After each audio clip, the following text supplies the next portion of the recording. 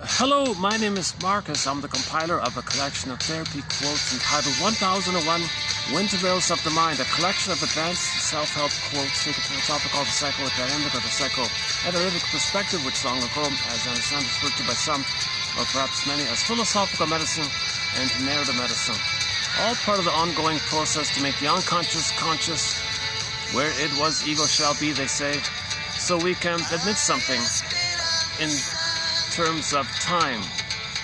Trauma takes place in a part of the brain, the very earliest trauma, before the hippocampus comes online. Before that, the baby's in a state of timelessness, no time. The amygdala, the survival brain, does not know time, and trauma is there, and the trauma is recorded in that system of the brain, the survival brain, the limbic system. There's a recording, a neural circuit, and it's caught in a loop. Repetition compulsion, a pain took place, and the system wants to get out of this pain, so reach for mother, but mother does it wrong, and the pain is still there. Reach again. By the age of 3, this is a deep imprint, this is a deep circuit, and then by the time the hippocampus comes online, we're still driven by this past loop. So we're not really aware, even at the age of 3, what happened that early on. It's too painful, and we're cursed, jinxed, fate, destined, the cards you're dealt, to deal with this unresolved trauma called relational trauma, interpersonal trauma, developmental trauma, strain trauma, ambient trauma, which can telescope with prenatal trauma, birth trauma, and perinatal traumas. There's just so much pain going on for the poor baby. And now the baby coped. Yes, he survived. He survived by developing a scaffolding of defense mechanisms. These are psychic operations of the mind, maneuvers of the mind, mechanisms of the mind. The baby does things called psychic defense. He's got to protect himself. He's defense mode, right? Against his own amygdala response, against the mother hurting him. He's got to protect himself.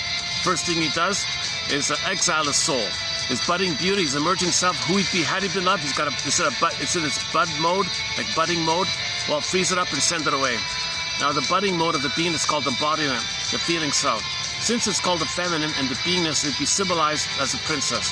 So the princess would morph into a bird and fly away, morph into a fox or a deer and run away, or hide in the forest like Rapunzel, locked in a tower, or Snow White in a coma in a glass box in the forest as well, or Miss Core, Princess Core, meaning the core of the person, the authentic self of the person, the heart of the person. Earth opens up, she gets pulled down. That image of the chasm means there's a gap between what the baby needed and what he got. That chasm, okay, that gap between what the baby needed and what the baby got. It's kind of like a gap, like a fault on earth, the metaphor fault on earth, the chasm on earth. So this princess got pulled down. Now you got this kind of like void-like feeling, existential emptiness. It's psychic pain like that, not to have your feeling self, your budding self. Yes, the mercy is the brain sends you endorphins. Now you go as a swoon. Emily Dickinson calls it the swoon. The brain sends you endorphins. So now, that's the first thing the baby does. He, metaphorically speaking, exiles his soul, sends it away. To deal with the pain, okay, he sends the swoon. Okay, so you personify the quality of your beingness, or the feminine principle, like the princess flies away. Okay, now, the chasm image represents the pain of the soul not being there. Your feeling self, your ontological self, who you be, had you be loved, your budding beauty, your emerging self, your authentic self, all the capacities of the real self, your I, your core I, all the capacities of the I. It's really where we live from this I. We live to the extent that we can come from this I, this feeling self I. The golden ball is there. Wide range of feelings, negative feelings, appropriate feelings. So gratitude is going to be there. Ability to apologize, make I statements, intimacy, warmth to the table, generativity, creativity, and you're enjoying the present like that. So that authentic self is kind of exiled. It's number 1. Okay, the pain, okay, the swoon, number 2. Another version of the swoon image is a pin goes on the collar, okay, and then under the collar, the jargon is flat affect, so the emotional body goes flat. So the feeling self is the aliveness of the body, the animation of the body, ensoulment, the feeling real and alive in the body. Okay, that goes flat. So the aliveness, you make it a princess and it flies away. The pin goes to the collar, go flat, or the swoon over the chasm, the endorphins, number 2. Okay. So those are the first coping strategies. Send away the soul, okay, and go into a swoon. Okay.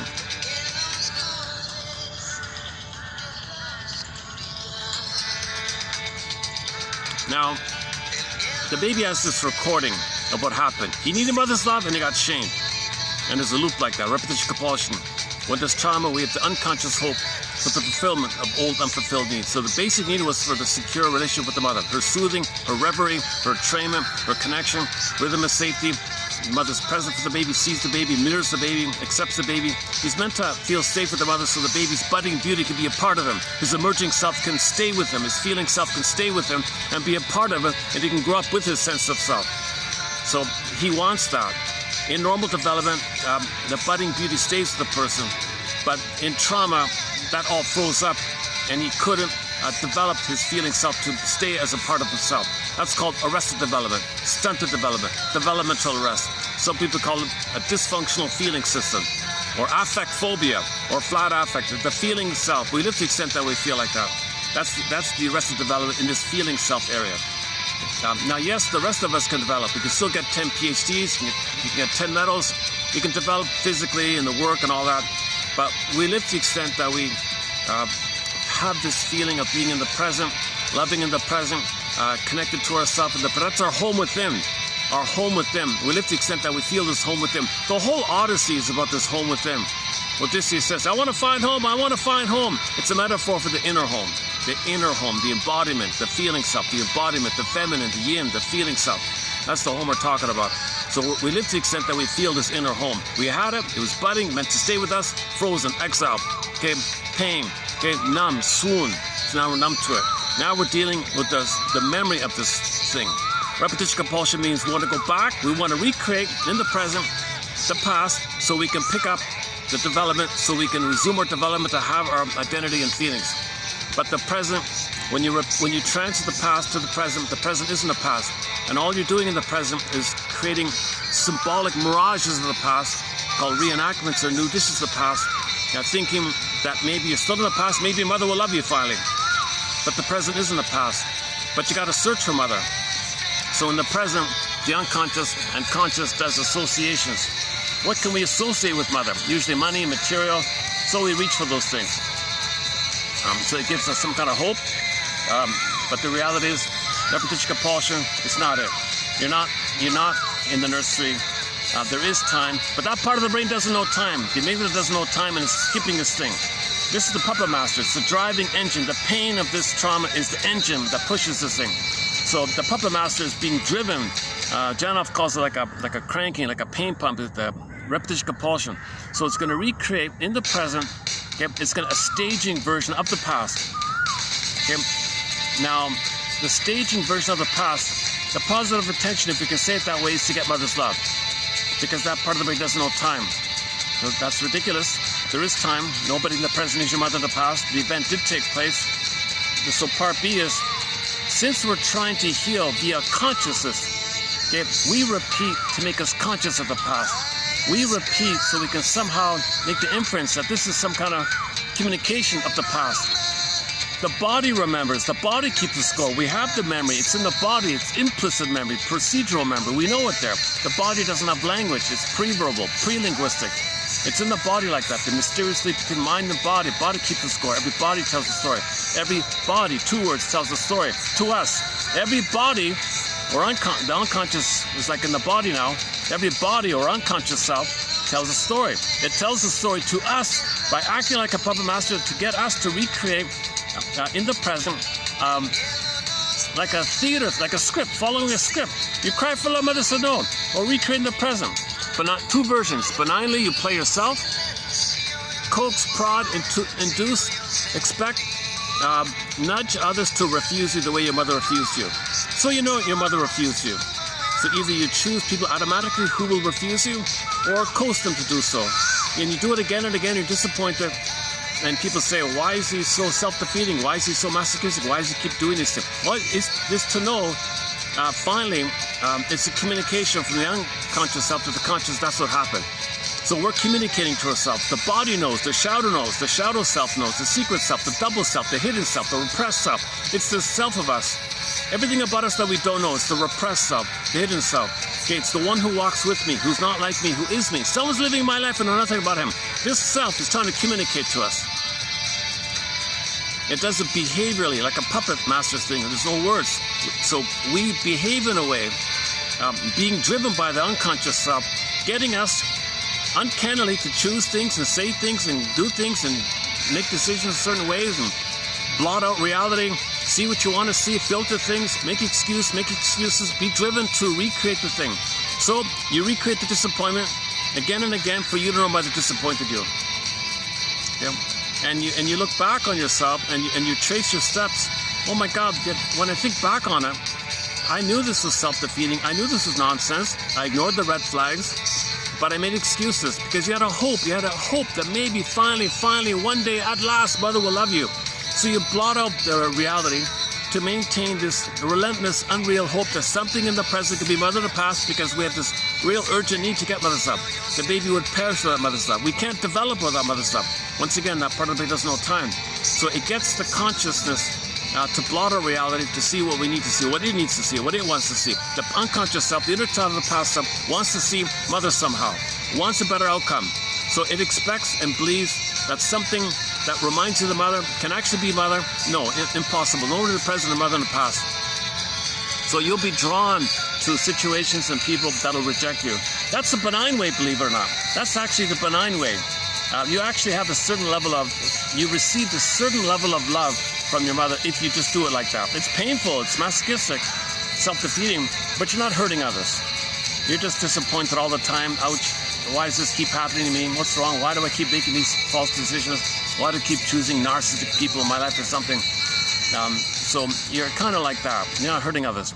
Now, the more troublesome or narcissistic, disturbed, or antisocial, or lower functioning BPD, or Iago, or the bully pattern, the more troubled, the very more severely traumatized people, okay, they cross over, they identify with the aggressor.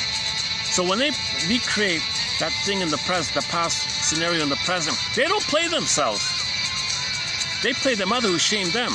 So they got to find others to play them, to cast others into the role of them. They play the mother who shamed them. They shame others the way mother shamed them. So they find others, okay, to be like a proxy for them. They're in the past. That other person's them. They play the mother. Mother shamed them. They're the mother. They shame the person who's playing them. So it's more disturbed like that. It's called the stinger mode. So you got the stingers and the clingers, basically, or the narcissist and the codependents and the pleaser, like that. So the trauma. So basically, ballpark trauma before 18 months, Faustian deal, identification of the aggressor. Okay, because if there's too much pain, the baby gives himself up, and he's got to find others. He's got to find others to stand in for him while he plays the mother. He's got to have a mother. He's going to become the mother. He gets some attachment. He gets the Faustian deal, the power of the mother. Got to sell his soul, of course. He sells his soul, repressed, project, who rejects others. So he's not developing. So the golden ball is kind of stays down the well. He's trying to communicate via negative magic gesture what his mother did to him. He's telling the world, he's showing up the world, he's telling the world what his mother did to him. So he shames others as if to say, look world, that's what my mother did to me. I'm her, others are me. Let me show you what my mother did to me. I'm negative towards them, my mother was negative towards me. You see world, who's he talking to, right? He's talking to the mother, of course.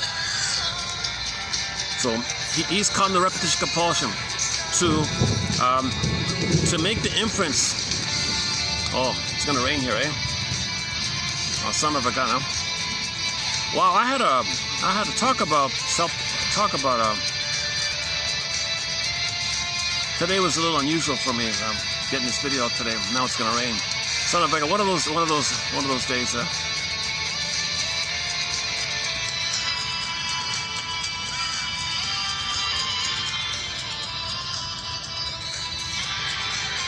Unless I can find a shelter nearby or something.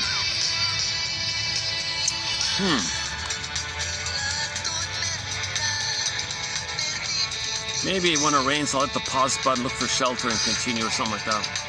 It's already like 5 o'clock. So this will be a shorter video. I won't do my usual introduction that I often do in other videos. So just back to the stingers. So they identify with the aggressor. They replay the loop. They cry for love. Mother said no. But they play the mother says no to them. So they got to find others to play them to say no to. So they got to see someone outside of them as them. Anybody who wants to self-activate or feel or be themselves or have a budding beauty or show vulnerability, wounded or healthy, some goodness up with the real self, they got to attack it the way it was attacking them, and they're the mother that does the attacking like that. That's the more troublesome one. Okay, so once again, repetition compulsion. Every neurotic is a music enthusiast, but he only has 145. Oh yeah, 45. I played the side B of the Partridge Family hit, I Think I Love You. On the side B, we played the side B song. I forgot what it's called already. Good song. Yep. Wow, my mind just jumped to that. Every neurotic is a music enthusiast, but he only has 145. Good.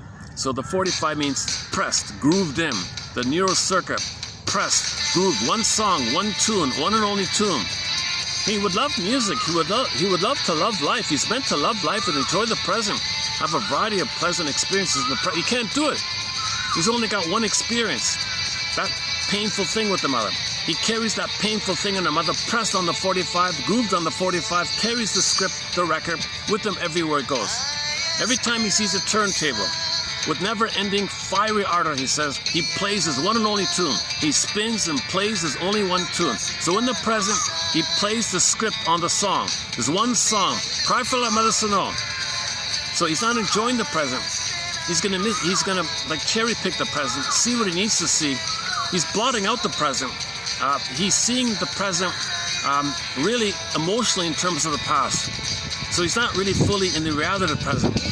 He's just numb. He understands the present, but he's not feeling and enjoying the present. He can't enjoy the present because he doesn't have the beingness to do so.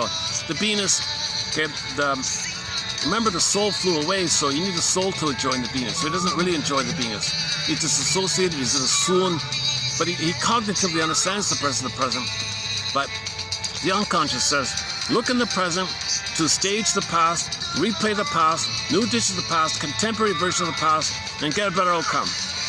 Or B, know what happened in the past. So once again, benignly, if Thomas post 18 months clinger mode, you just find others to reject you so you know why they rejected you. More perverse pain, more disturbed pain, identification with aggressor.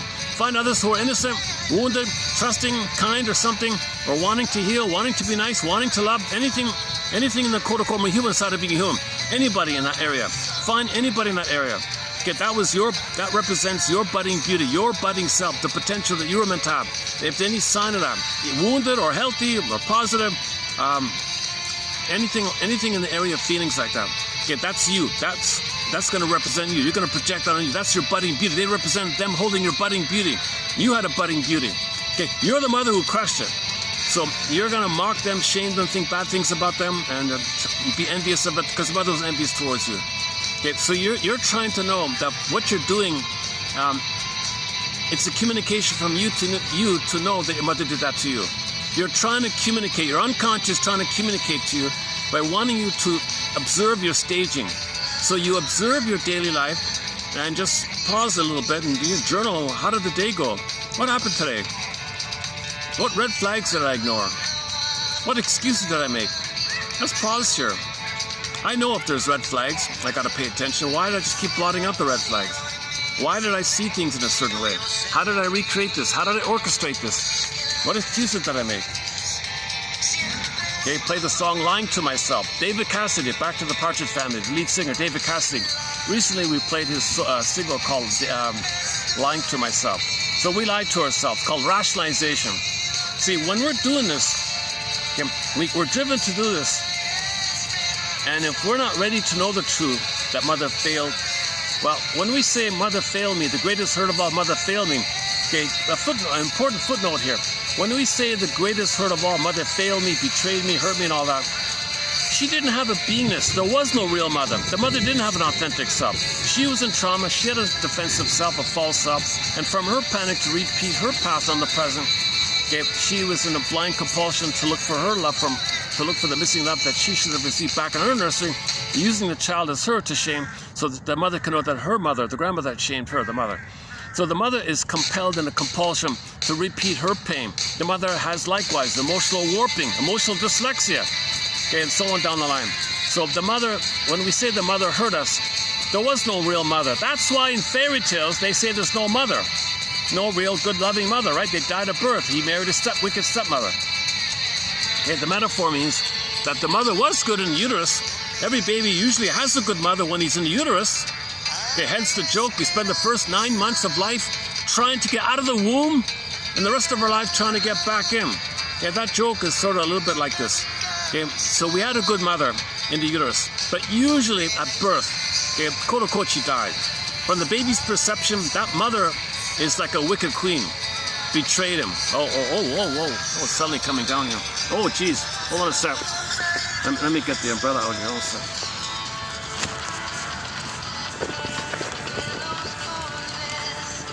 Oh, it just suddenly poured down, eh? Look at that, eh? Whoa.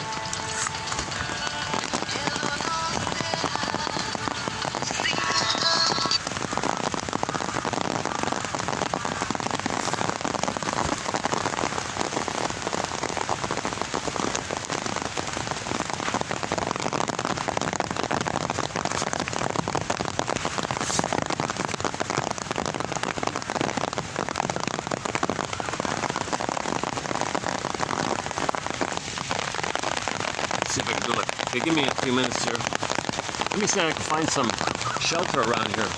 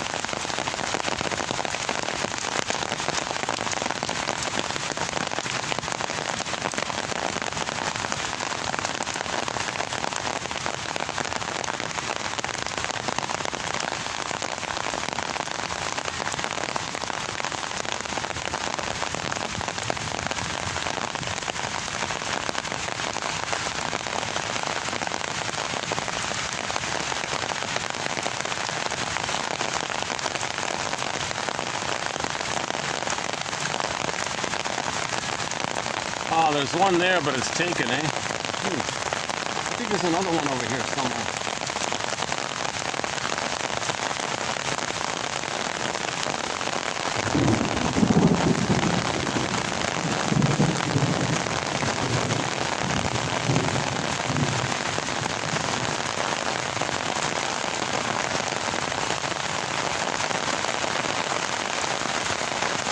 Okay, let's just go under that little, maybe just try over there then.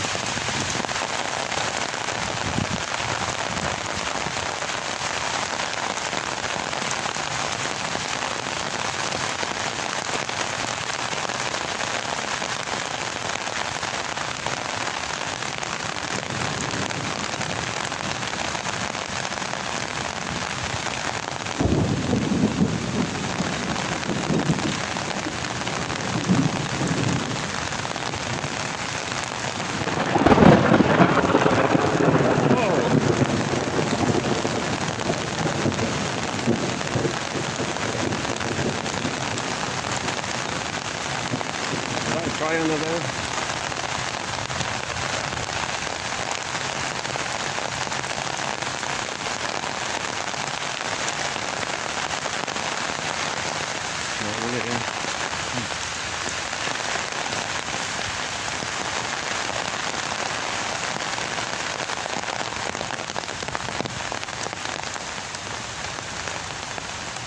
maybe here.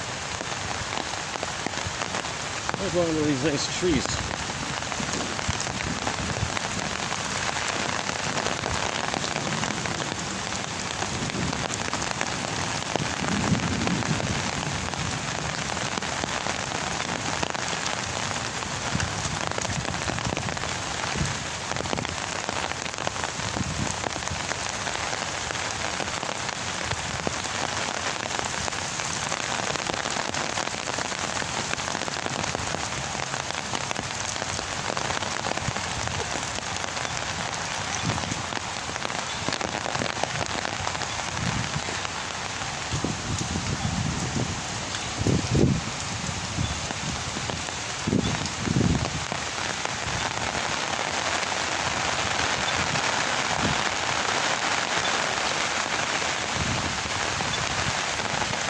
Oh, there it is. Uh-huh.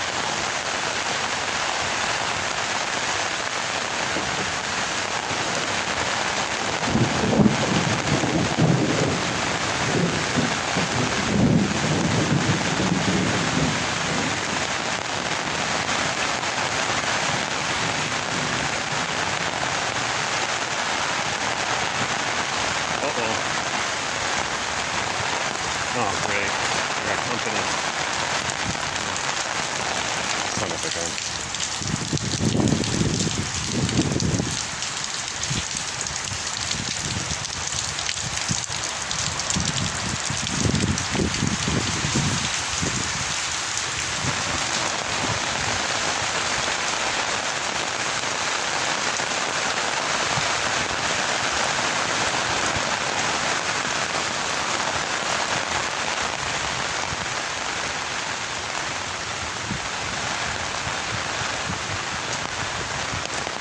Okay, let's just keep talking. Where are we here? Repetition compulsion. Repetition compulsion.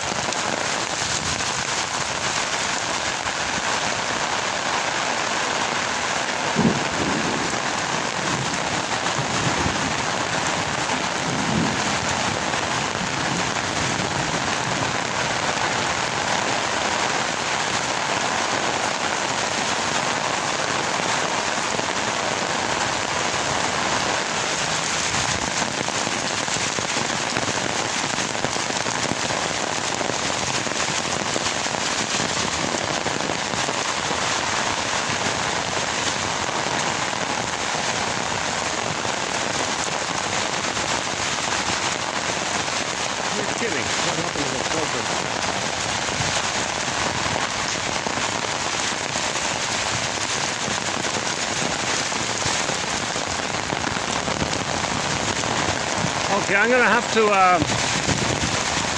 make this a two-parter here. I'll continue this in part 2. So I'll see you in part 2.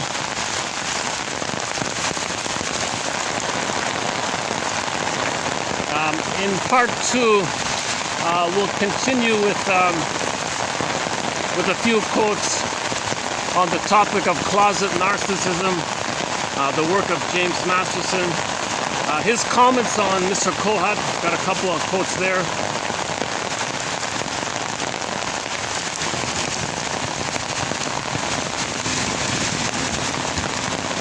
Oh, there's a shelter. Oh, hang on.